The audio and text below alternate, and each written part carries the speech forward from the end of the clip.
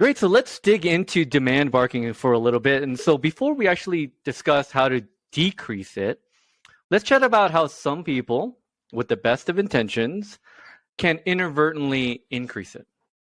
What are some of the most incorrect and, let's say, counterproductive ways you see people naturally, and by naturally I mean on their own and without the assistance of a trainer yet, let's say, and how people naturally trying to deal with demand barking, and why do these efforts wind up making the problem worse? And in some of your words, make the training process longer as a result. Yeah, so one of the big things that I run into with demand barking is, like I said earlier, a lot of people are trying to just do the best by their dogs and they're trying to be kind. And positive reinforcement training has really taken off in the last couple decades. And one of the things that has come along with that popularity is a lot of people have gotten it into their heads that if their dog is doing a behavior that they don't like, that they should just ignore it. And with demand barking in particular, just ignoring it is not going to work because barking is really fun. Our dogs are made to bark, and it can be really rewarding on its own. So just ignoring it isn't going to stop it.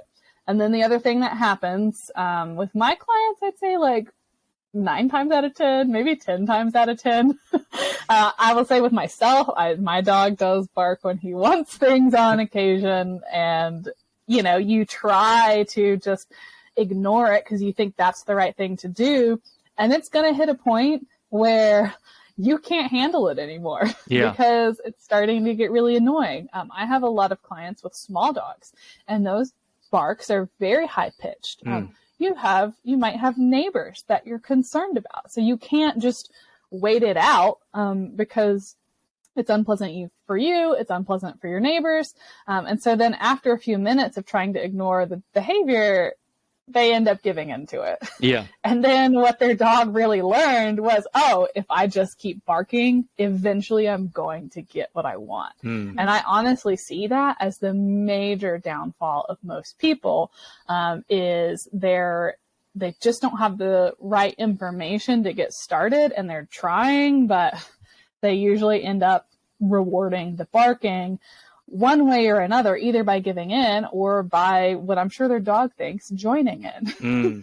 By saying, no, stop that, be quiet. And their dog's probably thinking, yeah, no, we're all barking, this is awesome. And then again, you eventually give the dog what they want because it's really rewarding to you as the human to stop the barking. And then, you just get stuck in that same cycle of, the sooner I give in, the sooner my dog stops barking. And my dog probably is thinking, wow, the louder I bark, the sooner I get what I want. And it just becomes this kind of vicious cycle.